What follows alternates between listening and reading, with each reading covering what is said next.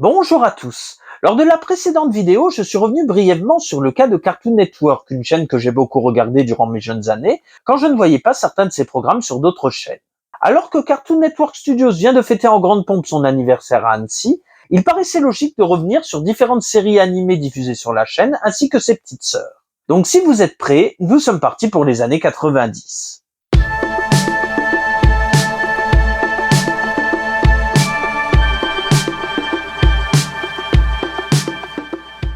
Cartoon Network est créé en octobre 1992 par Turner Broadcasting System, soit quelques années avant sa fusion avec Warner Bros.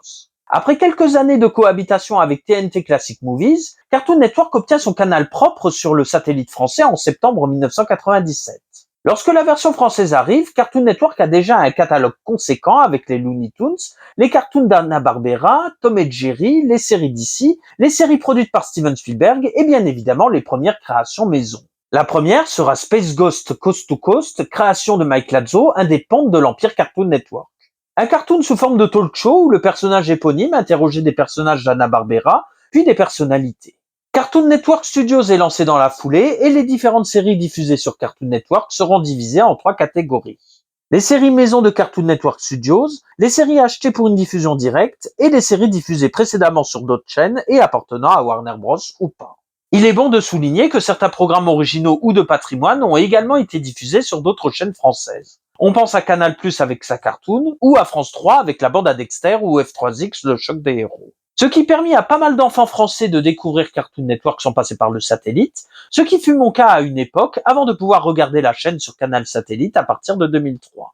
Maintenant que les présentations sont faites, commençons à évoquer les séries avec la première catégorie. Quand on parle de création originale de Cartoon Network, un nom revient régulièrement, Genndy Tartakovsky. Né en 1970, Genndy Tartakovsky commence à s'intéresser à l'animation durant ses études, tout d'abord à Chicago, puis à CalArts en Californie.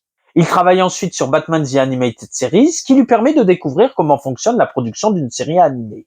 Un de ses anciens camarades de CalArts, Craig McCracken, le recommande alors pour la production de Bête comme chien, une série produite par Hanna-Barbera. Elle mettait en scène un chien petit mais bavard et un gros chien beaucoup plus tranquille. Après la production de la série, Tartakovsky reçoit un appel du producteur Larry Huber. Ce dernier a montré un court-métrage de Tartakovsky aux pontes de Cartoon Network dans l'optique d'en faire une série. Ce court-métrage n'est autre que le point de départ du laboratoire de Dexter. Gengis sera diffusé en 1995 et soumis au vote des téléspectateurs. Il finira premier et la série sera donc commandée après 2 autres courts-métrages. Le laboratoire de Dexter met en scène un jeune savant s'embrouillant constamment avec sa grande sœur Didi.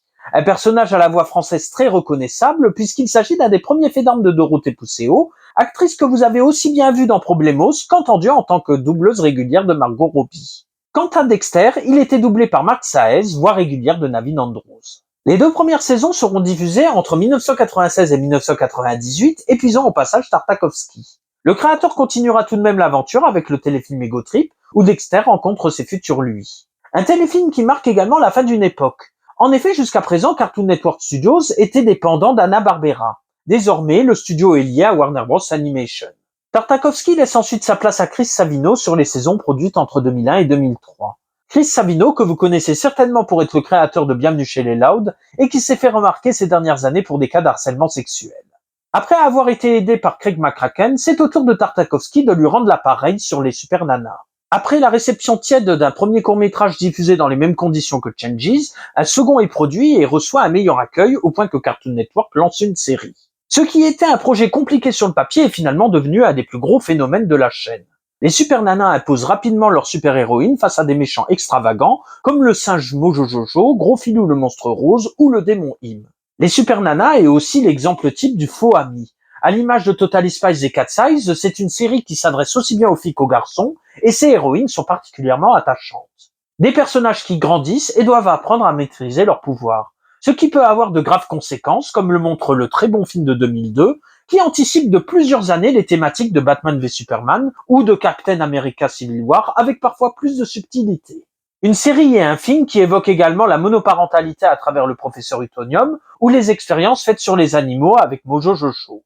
Après 4 saisons, les Super Nanas débarquent donc au cinéma, et autant dire que niveau accueil, ce ne fut pas du tout la même limonade. Le film sort en plein été 2002, se retrouvant face à Goldmember, Minority Report, Men in Black 2, Lilo et Stitch, et même les restes de Spider-Man et de l'attaque des clones.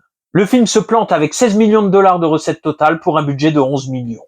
Même sort pour Hey Arnold, autre adaptation de série animée, et Warner continuera son été catastrophique avec Pluto Nash. Un échec qui peut également s'expliquer par le ton du film.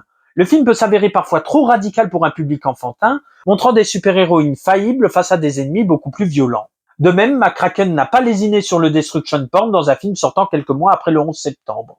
Si certains des films précités ont rectifié un peu le tir, cela ne semble pas être le cas des Super Nanas, et le film semble en avoir payé le prix. Tout comme de l'absence de séances nocturnes pour un public adulte, part non négligeable de l'audience de la série aux États-Unis. Malgré une diffusion de la série sur France 3, le film n'attira pas grand monde non plus dans les salles françaises. La série se poursuivra jusqu'en 2005, des épisodes spéciaux seront produits entre 2003 et 2014, une version japonaise fut produite entre 2006 et 2007, un reboot sera diffusé entre 2016 et 2019 avec un accueil beaucoup moins enthousiaste, mais si on a parlé des Super Nanas ces dernières années, c'est en partie à cause d'un drôle de projet. Greg Berlanti a ainsi développé le pilote d'une série live-action où les super-héroïnes auraient grandi et raccroché leurs costumes. Un projet qui n'a pas suscité un grand enthousiasme à son annonce et encore moins avec les photos de tournage. En 2023, le projet est définitivement annulé, ce qui n'a pas empêché certaines images de fuiter ces derniers mois, avant que Warner ne les fasse retirer. Vous vous doutez bien que je ne pourrai pas vous montrer ces images sous peine de me prendre un strike de la Warner. Sachez juste que Mojo Jojo aurait été un père et son fils, que les super-héroïnes auraient repris du service suite à la possession de leur père, et que la série aurait ressemblé à n'importe quelle série CW/DC. Heureusement, certaines horreurs sont arrêtées à temps. Si Tartakovsky ne prolonge pas son travail sur le laboratoire de Dexter, c'est parce qu'il est occupé sur un autre projet. Diffusé à partir de 2001 jusqu'en 2004, Samurai Jack narre les aventures d'un samouraï projeté dans le futur suite à un duel raté avec un démon. Tartakovsky peut alors s'amuser dans un univers rétro-futuriste où tout est possible, avec un héros complètement paumé et peu loquace. Il peut également rendre hommage au Shambhala à travers une réalisation complètement dingo et inventive. Pourtant, la série s'arrête un temps sur une non-conclusion puisque les différents acteurs de la série partent vers d'autres horizons. L'idée d'un retour de Samurai Jack se présente en 2007 lorsqu'un projet de film d'animation est envisagé avec Bad Robot à la production, après qu'un projet de film live-action fut abandonné. Mais rien ne se fait et Genndy Tartakovsky part sur la production des Hôtels Transylvanie. Samurai Jack finit par renaître de ses cendres en 2017 avec une 5e saison réalisée par son créateur. Néanmoins, la diffusion n'a pas eu lieu sur Cartoon Network comme précédemment, mais sur Adult Swim. Adult Swim est à l'origine un programme nocturne de Cartoon Network, proposant des programmes un peu plus corsés. À l'image de Boomerang et Toonami, Adult Swim est devenu une des petites sœurs de Cartoon Network à partir de 2001. L'autre gros morceau réalisé par Tartakovsky dans les années 2000 est bien évidemment Clone Wars, série faisant la jonction entre l'attaque des clones et la revanche des Sith, et produite entre la sortie des deux films. D'un programme très court d'environ 5 minutes, la série va évoluer dans sa 3e saison avec une durée d'épisodes beaucoup plus classique et un côté feuilletonnant passionnant. Pour preuve, la dernière partie montrant l'enlèvement de Palpatine par le général Grievous en plein Coruscant. La planète moderne devient un véritable champ de bataille où les Jedi sont tous dispersés et où il devient plus facile de kidnapper un homme politique. La traque menée par Grievous repose sur du pur suspense et les derniers plans de la série renvoient directement à l'ouverture de la revanche des Sith. L'introduction de Grievous est géniale, parvenant à montrer une menace difficile à combattre, une sorte de croque-mitaine qui ne fera aucun cadeau à ses adversaires. Il est d'autant plus sinistre que le personnage n'a rien à voir avec ce qu'il sera dans la revanche des Sith, soit un lâche qui ne combat quasiment jamais et qui n'est qu'un faire-valoir. Un peu comme le comte Dooku qui sera liquidé dès les premières minutes du 3e volet de la prélogie. L'animation est aussi synonyme de plus de folie, à l'image de Mace Windu affrontant toute une armée de droïdes à lui tout seul, ou passant d'un vaisseau à l'autre en pleine bataille urbaine. Le personnage d'Urge est l'occasion d'un bel hommage au Tetsuo d'Akira, et on notera également l'incroyable affrontement entre Anakin Skywalker et Asajj Ventress sur une planète tropicale. Difficile de bouder son plaisir devant Clone Wars, qui est probablement ce qui est arrivé de mieux à Star Wars depuis le retour du Jedi. Il est donc d'autant plus pénible que George Lucas a dégagé la série du canon, afin de privilégier une autre série se déroulant sur la même période et réalisée en images de synthèse. Une série un temps diffusée sur Cartoon Network, dont je me suis contenté du pilote peu convaincant avec des sous-intrigues inintéressantes. En tout cas, Tartakovsky a dû apprécier de ne pas être impliqué dans un projet reprenant son chara-design. La deuxième moitié des années 2000 s'avère moins mémorable pour Tartakovsky avec un projet de suite à Dark Crystal avorté, des storyboards pour Iron Man 2, des pilotes qui n'iront pas plus loin et une série qui ne dépassera pas la première saison. Tartakovsky part alors pour Sony, mais si la franchise Hôtel Transylvanie se porte bien, plusieurs de ses projets ne verront pas le jour. Parmi eux, il y a la fameuse adaptation de Popeye en CGI dont une bande démo est toujours disponible sur la chaîne YouTube de Sony Pictures Animation. Il y a également un autre projet qui a mis du temps à se concrétiser, soit la virée pré-castration d'un chien conçu pour un classement restricted. Tartakovsky commence à travailler sur Fixed en 2009 et l'idée de la castration viendra plus tard. Il veut réaliser le film pour Sony, mais là où cela devient cocasse, est que le film est censé être distribué par Warner via New Line Cinema. Mais comme Daffy et Porky sauvent le monde et Coyote vs Acme, la Warner rejette le film en août 2024 pour raisons économiques et vend le projet au plus offrant. Sony reprend ses droits de distribution et le vend à Netflix pour une sortie cet été. Le plus hallucinant dans le refus de la Warner est que Tartakovsky fait partie des meubles et qu'il continue à faire rayonner Cartoon Network et Adult Swim. Car outre le retour de Samurai Jack, on lui doit récemment les très remarqués Primal et Unicorn Warriors Eternal. Ce qui donne une idée de l'amour du studio pour ceux qui en font sa réussite. Quant au fidèle Craig McCracken, il lancera Foster la Maison des Amis Imaginaires, série qui durera 6 saisons, et mettant en scène des amis imaginaires attendant de nouveaux enfants comme copains. Après cela, il finit par quitter lui aussi Cartoon Network pour Disney puis Netflix. Cartoon Network a rapidement mis en scène des personnages improbables et génialement stupides dans des aventures délirantes. Il faut dire que les années 90 ont été marquées par des personnages marginaux, souvent bêtes ou alors trop intelligents, habitant si possible dans le coin le plus paumé des États-Unis. L'animation américaine les a largement exploités avec les Simpsons, South Park, Beavis et Butthead ou même Daria. Cartoon Network ne déroge pas à la règle avec au moins 4 séries précises, même si le ton est moins sarcastique et plus absurde et fun. Travaillant chez Hanna-Barbera depuis de nombreuses années, David Face soumet un court-métrage mettant en scène une vache et un poulet à l'émission What a Cartoon. Succès à l'appui, Cléo et Chico feront les beaux jours de Cartoon Network entre 1997 et 1999. D'un côté, Cléo la vache balançant du lait à foison et se prenant parfois pour une super-héroïne, de l'autre, Chico le poulet colérique et imbu de lui-même. Pour prolonger la case horaire, Face propose des aventures de Monsieur Belette se déroulant dans le même univers que Cléo et Chico, au point que certains personnages passent d'une série à l'autre. Monsieur Belette est un personnage très intelligent, peu apprécié de grands babouins, animal stupide montrant régulièrement son derrière. Si les 4 premières saisons étaient collées à Cléo et Chico, la dernière est totalement indépendante. À l'image de Dexter, Johnny Bravo est lui aussi issu d'un projet de fin d'études de son créateur. Von Partible a fait ses études à Loyola Marymount University, où il réalise Meso Blues, un court-métrage mettant en scène un imitateur d'Elvis Presley. Manque de bol, Von Partible détruit la bande sonore du film, au point qu'il devra la reproduire lors d'une projection universitaire. Une prouesse technique qui a eu son succès puisqu'Hanna-Barbera lui propose de réaliser un nouveau cours pour l'émission World Premiere Cartoon. Une première saison est produite en 1997 avec succès. Johnny Bravo est une sorte de mix entre Elvis Presley et James Dean, un personnage égocentrique draguant tout ce qui bouge et se prenant râteau sur râteau. Il est toujours entouré de sa mère, d'une jeune voisine et d'un pote geek qui se sert de lui comme cobaye. Néanmoins, la production de la série se complique après la première saison. Von Partible est viré et Kurt Ingblad prend la relève pour les 2 saisons suivantes. Curieusement, Von Partible obtiendra son billet de retour pour la 4e saison. Mascotte improbable de Cartoon Network, Johnny Bravo sera également présent dans une drôle d'émission.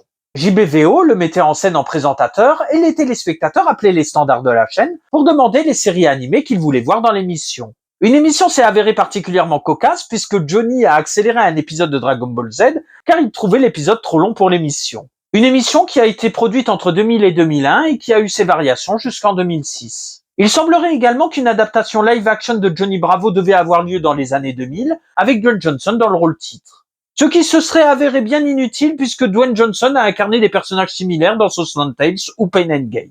Contrairement aux 3 précédentes séries, Ed, Edd et Eddy n'a initialement rien à voir avec Cartoon Network. Danny Antonucci a longtemps travaillé chez Hanna-Barbera avant de fonder son propre studio d'animation, aka Cartoon, et de travailler sans grand succès à MTV. Lors de la création d'une publicité, il a l'idée de 3 personnages, Ed, Edd et Eddy, et s'est dit qu'il pourrait monter une série avec eux. Il propose alors le projet à Nickelodeon qui lui refuse la direction artistique, ce qui l'amène à aller voir ailleurs. Et ce fameux ailleurs, c'est bien évidemment Cartoon Network. Ed, Edd et Eddy n'est donc pas une production Cartoon Network Studios. Il s'agit d'une commande passée par Cartoon Network à aka Cartoon. Fait notable, la série a été produite en cellulo entre 1999 et 2004, avant de passer au numérique sur les dernières saisons et spéciaux. À l'image des Dalton, le plus petit et le plus hargneux est le cerveau du groupe, là où le plus grand est le plus naïf. Au milieu, on retrouve le plus réfléchi. Comme dans bon nombre de cartoons, les héros ont un but précis, à savoir soutirer de l'argent à d'autres enfants pour acheter des bonbons, et ils se plantent à chaque fois. L'air de rien, la série a duré quand même une bonne décennie si on cumule tous les épisodes et spéciaux, se concluant sur un téléfilm en 2009. Toujours au rayon commande, on retrouve Non-Code Kids Next Door. Character designer sur Pepper Ann, Monsieur Warburton se lance dans le projet Kenny and the Chimp, soit l'histoire d'un gamin et de son chimpanzé idiot lui causant bien des soucis. Un pilote sera produit par Hanna-Barbera, mais l'histoire n'ira pas plus loin. En revanche, Warburton commence à travailler sur des personnages liés aux pilotes. Soit des enfants de moins de 13 ans se battant contre des adultes et des adolescents, le tout avec des gadgets dernier cri. Un groupe multiethnique qui avait le mérite de détonner dans les années 2000 et chaque personnage avait une personnalité et un look reconnaissable. Le concept plaisant à Cartoon Network, la série sera produite jusqu'en 2007 par Curious Pictures. La série se terminera sur un téléfilm narrant la dernière aventure de numéro 1 en tant que KND. Pour terminer avec les commandes, comment ne pas évoquer Courage le chien froussard. John R. Dilworth avait réalisé le court-métrage The Chicken for Motor Space, où le pauvre chien devait affronter un poulet extraterrestre. Un court-métrage qui donne déjà le ton de ce que sera la série. Courage est un chien retrouvé dans une poubelle par une vieille dame et constamment effrayé par le mari de cette dernière. Deux retraités au caractère totalement différent, l'une étant très gentille, là où l'autre est littéralement un vieux schnock. Le trio va devoir faire face à des éléments inexplicables comme des extraterrestres, des monstres ou même des zombies. Autant dire que la série a désarçonné plus d'un téléspectateur, Dilworth n'ayant pas peur de repousser les limites de la série pour enfants et adolescents. Après 4 saisons produites par Stretch Film entre 1999 et 2002, Courage fera son retour par 2 fois. Tout d'abord avec une spéciale en CGI produite en 2014, puis un crossover en 2021 avec l'autre grand froussard canin du PAF américain. En sachant que Dilworth voulait produire un prequel, mais Cartoon Network n'en a pas voulu. En revanche, la série semble avoir trouvé sa cousine trash sur Adult Swim. Si Courage est un chien héroïque malgré des situations le mettant dans l'inconfort, Mr. Pickles n'en est pas un du tout. Ce border collie est un chien satanique protégeant son maître, liquidant toutes sortes de personnages quand il ne tourne pas certains en bourrique. Le tout dans un patelin pas si éloigné de Twin Peaks. Cara design volontairement laid, déluge gore qui ne fait pas dans la dentelle, autant dire que Mr. Pickles n'est pas à montrer devant tous les yeux. Difficile toutefois de ne pas être halluciné devant ce show frappadingue à en faire peur. En sachant qu'un spin-off centré sur le shérif a été produit entre 2019 et 2021. Puisque nous avons parlé précédemment du Grand Danois, débutons la 3e catégorie de programme avec lui. Alors qu'on l'avait perdu de vue au milieu des années 90, Scooby-Doo fait son grand retour à partir de 1998. Tout d'abord avec des téléfilms d'animation sortant directement en vidéo et souvent diffusés sur Cartoon Network, à l'image du très bon L'île aux zombies. Puis il y a eu les films live-action de Raja Gosnell, suivis de ceux de Brian Levant pour le marché vidéo, et même un prequel en 2018 montrant la jeunesse de Daphné et Vera. Sans compter le pas folichon Scoob qui n'aura même pas droit à sa suite comme initialement prévu. À tout cela se rajoutent de nouvelles séries animées, dont Quoi de neuf Scooby-Doo est la première. Une revisite moderne plus qu'efficace et revenant aux sources puisqu'il n'était plus question de fantastique. Une série multi-rediffusée sur France 3, au point qu'il était compliqué de la rater dans les différents programmes jeunesse qui se sont succédés au fil des années. Étant une série produite par Warner Bros Animation, la série a été rediffusée sur Cartoon Network avant d'atterrir sur la chaîne de patrimoine Boomerang. Pour rester dans les classiques, Titi, Gros Minet, Hector et Mémé n'ont pas fait leur comeback uniquement avec Space Jam dans les années 90. Avec Titi et Gros Minet mènent l'enquête, le quatuor marchait sur les plates-bandes de Scooby-Doo en multipliant les enquêtes à travers le monde. Là encore, une série sympathique permettant de revisiter des figures iconiques du studio. Toujours au rayon des séries diffusées à la fois sur Cartoon Network et France 3, il y a la fameuse Angela Anaconda. Une série pas bien méchante mais au look si particulier qu'elle faisait cauchemarder la plupart des téléspectateurs de ma génération. Même si cela ne me choquait pas, beaucoup la considéraient comme une sorte de téléchat de son époque. La série utilise la technique du papier découpé avec des personnages au visage humain issus de photographies collés sur un corps animé. Une animation réalisée par Core Digital Pictures, à qui l'on doit le concurrent de Madagascar, The Wild. La série s'avère finalement gentillette malgré son lot d'excentricité. On y suit les aventures de la jeune Angela et de sa bande improbable, formée d'une gourmande, d'un maladroit et d'un peureux asthmatique. Évidemment, l'héroïne a sa grande rivale avec Nanette, une parisienne branchée toujours suivie de ses 2 copines.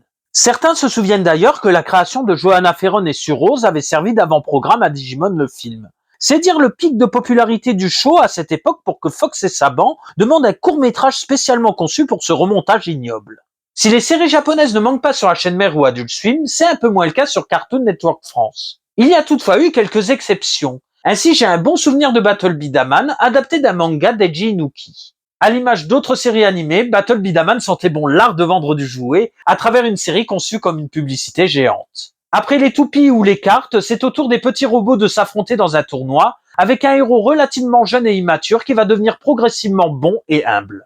Classique, rien de nouveau sous le soleil, mais c'était plutôt sympa à regarder. Malgré qu'elles ont été diffusées sur d'autres chaînes initialement, les séries basées sur les comics ici ont fini par débarquer sur Cartoon Network un jour ou l'autre. On ne s'en rend pas bien compte à l'époque, mais les séries initiées entre 1992 et 2001 forment un univers étendu plus ou moins cohérent. Le Batman des séries de 1992 et 1997 fera des apparitions à Metropolis, affrontant le Joker et Lex Luthor aux côtés du Superman de 1996. Jonah Hex affrontera Al Ghul dans les séries Batman.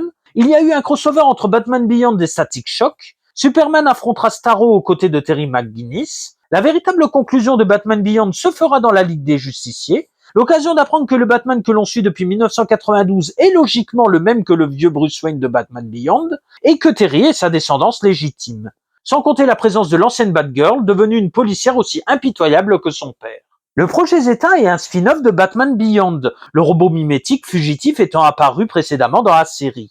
Mais ce qui aurait pu être un énorme bordel sur le papier a permis une des plus belles aventures télévisuelles de son temps.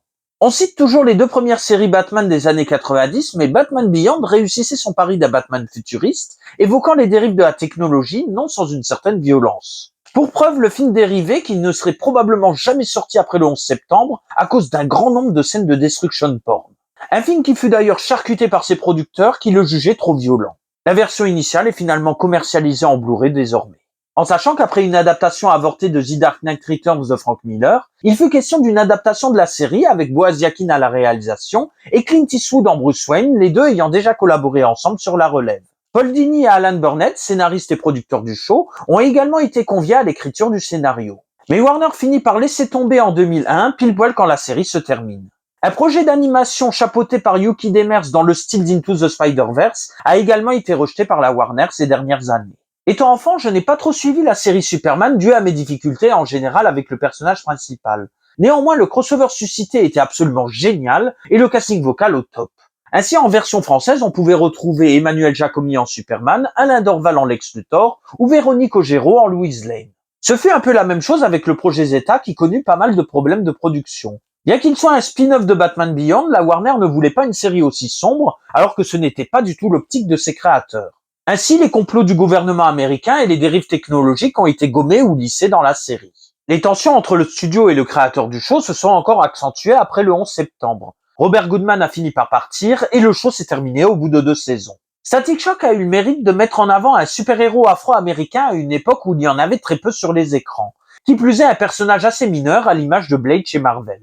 La série pouvait également compter sur l'appui de 2 de ses créateurs, Dwayne McDuffie et Dennis Cowan. Si l'immaturité de Static avait tendance à agacer en plus de son humour, il faut bien dire que le jeune public pouvait facilement s'identifier à un héros adolescent.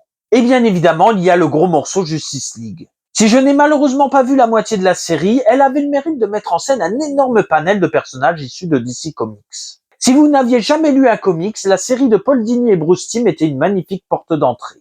Surtout que les précédentes adaptations avec des acteurs reposaient sur des super-héros spécifiques. Superman, Batman, Wonder Woman, Swamp Thing, Flash, Shazam, Steel et Supergirl. C'est donc grâce à la série que j'ai découvert le Martian Manhunter, Hawkgirl, les Green Lantern, ou même Flash et l'Amazon, leur série datant d'avant ma naissance. Les différents génériques en CGI iconisaient les héros à la manière de dieux vivants, le tout sur une superbe musique de Lolita Ritmanis. Je retiens également 2 séries d'ici qui n'étaient pas comprises dans ce corpus. Tout d'abord, la première version de Teen Titans.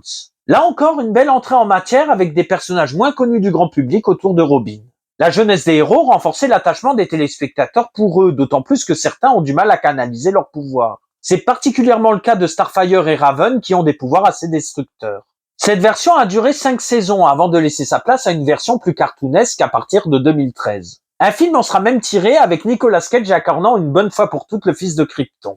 Il est bon de souligner que le générique de la première série a été chanté par les japonaises Emi Onuki et Yumi Yoshimura. Les 2 musiciennes auront droit à leur propre show sur Cartoon Network, Iipufi Amiyomi, qui durera 3 saisons. Une série plutôt cool et au chara-design détonnant se rapprochant des travaux de Tartakovsky et McCracken. Le second cas est The Batman, première incursion de l'homme chauve-souris hors DCverse depuis 1992. Une série dont j'avais vu la première saison sur Cartoon Network et qui ne m'avait pas plus emballé. Il faut dire que la série a commencé sa diffusion en France quelques mois après la sortie de Batman Begins, film explorant aussi les débuts de Batman, d'où un sentiment de redite. Sans compter un chara-design qui ne m'a jamais plu. Néanmoins, la série a connu son petit succès durant 5 saisons et a même eu droit à un film dérivé, confrontant le justicier de Gotham au comte Dracula.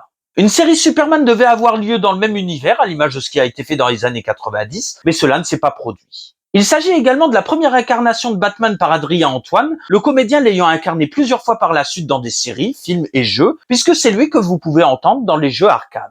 Aussi improbable soit-il, la Warner a diffusé une série Marvel, à savoir X-Men Evolution. Diffusée sur la même période que les premiers films, la série a su se différencier de ses homologues cinématographiques. Les mutants n'étaient pas cloîtrés dans le manoir et pouvaient aller au lycée comme d'autres jeunes, ce qui n'empêchait pas la stigmatisation. La série se rapprochait même davantage des comics que les films sur certains aspects. Ainsi, la série exploitait aussi bien l'affiliation entre Mystique et Nightcrawler que les origines africaines de Storm. Il est clair aussi que Wanda et Pietro Maximoff sont les enfants de Magneto, là où les films tournaient autour du pot ou n'exploitaient pas cet aspect.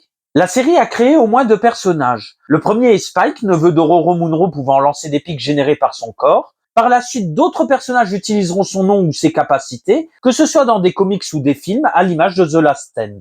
Le second cas est bien évidemment X-23, clone de Wolverine développé par Hydra. Un personnage qui a tellement plu au public qu'il obtiendra des séries régulières sur papier, tout comme des apparitions dans les comics X-Men historiques. Sans compter l'incarnation marquante de Daphne Keane. Bien que je n'ai pas vu la série en entier, France 3 ayant eu tendance à diffuser les mêmes épisodes en boucle, X-Men Evolution fut mon premier contact avec les X-Men. Un groupe de super-héros que j'aime toujours autant de par les messages véhiculés dans leurs histoires ou son lot de personnages fascinants. Le fait que les héros étaient principalement adolescents renforçait l'adhésion du jeune public, et la série abordait frontalement les thématiques de l'exclusion, du harcèlement et de l'intolérance. Une réussite confirmée par des costumes au design moderne, là aussi proche des comics. Enfin, pour terminer ce tour d'horizon de l'univers Cartoon Network, évoquons un peu plus le cas d'Adult Swim. Si la France n'a jamais donné de chaîne à la petite sœur adulte de Cartoon Network, elle a diffusé plus d'un de ses programmes sur les différentes antennes de Cartoon Network, sur le net ou sur d'autres chaînes. On pense notamment à Rick et Morty, dont les voyages temporels font rire depuis 2013. L'atout d'Adult Swim est de créer aussi bien des séries animées que live-action, tout comme des courts-métrages, à l'image de l'incontournable Too Many Cooks. Adult Swim a pris l'habitude de diffuser à une horaire tardive de fausses publicités entre de vraies réclames, ainsi que des surprises. Ce fut le cas de la création de Casper Kelly, qui a gagné en aura avec sa diffusion sur le net. Le réalisateur en parlait ainsi à Starfix. J'ai eu l'idée de Too Many Cooks en pensant à ces génériques de sitcom où les acteurs sont présentés en faisant un gros sourire à la caméra. Je me suis toujours senti bien devant ces génériques. L'idée que ça ne s'arrête jamais au point où ça en devient absurde m'est venue en revoyant les sketchs d'Andy Kaufman. Cet humoriste pratiquait un genre d'anti-comédie qui fonctionnait sur un comique de répétition où les gags étaient prolongés jusqu'au point où le malaise s'installe. Et pourtant, ça restait drôle. En débutant le projet, je ne savais pas du tout quelle forme le film prendrait. Le montage des scènes a pris 1 an. Le court-métrage se tourne rapidement à Atlanta avec des acteurs professionnels ou non originaires du coin, et la plupart seront cités dans ce générique géant. On passe donc de la sitcom au cop show, mais il y a aussi du dessin animé à la G.I. Joe, de la série super-héroïque à la Wonder Woman ou du space opéra. Mais il y a un truc qui cloche. Pendant tout le film, un tueur rôde, et si au départ William Tokarski ne fait que coucou, il deviendra de plus en plus actif au point de liquider tout le casting. L'autre aspect génial est que la chanson composée par Sean Coleman et Michael Koller se renouvelle en fonction de ce que l'on peut voir. La chanson interminable peut donc passer de la chanson joyeuse à un air beaucoup plus guerrier rappelant les chansons over the top de Team America. Tous ces éléments font que Too Many Cooks est un véritable sommet comique. Diffusée en France sur MCM au début des années 2010, Robot Chicken s'est imposée comme une des vitrines d'Adult Swim. Créée par Seth Green et Matthew Senreich, elle met en scène un coq robotique obligé de regarder la télévision par un savant fou. Un épisode est composé d'une série de sketchs réalisés en stop motion avec des figurines, des poupées ou encore des jouets. Les sketchs peuvent aussi bien renvoyer à la pop culture qu'au détournement de séries pour enfants ou de films, sans compter le zigouillage de certaines personnalités. Les sketchs sont inévitablement inégaux et l'humour pipi caca vomi à tendance gore et à tout ce qui tourne autour de la ceinture peut très vite lasser et être lourd. Néanmoins, il y a assez de sketchs pour rigoler sur 11 saisons, allant de Liam Neeson débarquant à Neverland en mode Taken, à Woody le cowboy refaisant vol au-dessus d'un nid de coucou avec Buzz, en passant par le Père Noël s'en prenant à une certaine marque de soda et exploitant son image. Enfin, les amateurs d'humour américain ont également suivi la chaîne pour les shows d'Éric André et du duo frappadingue Eric Wareheim, Tim Heidecker. Malgré les problèmes de la Warner ces dernières années et particulièrement dans le domaine de l'animation, Cartoon Network et ses sœurs sont toujours présentes et leur esprit perdure chez les téléspectateurs d'antan et d'aujourd'hui. La question reste toujours la même, jusqu'à quand? Car entre les archives balancées à la poubelle et la menace systématique que les chaînes disparaissent au profit de Max, il y a de quoi se demander jusqu'où l'escalade Zaslav va aller. Donc voilà pour cette spéciale Cartoon Network, j'espère que cela vous plaira, n'hésitez pas à vous abonner à la chaîne, à commenter la vidéo sur Twitter, sur Facebook, sur YouTube ou sur Blue Sky, à la partager, et sur ce je vous dis à la prochaine.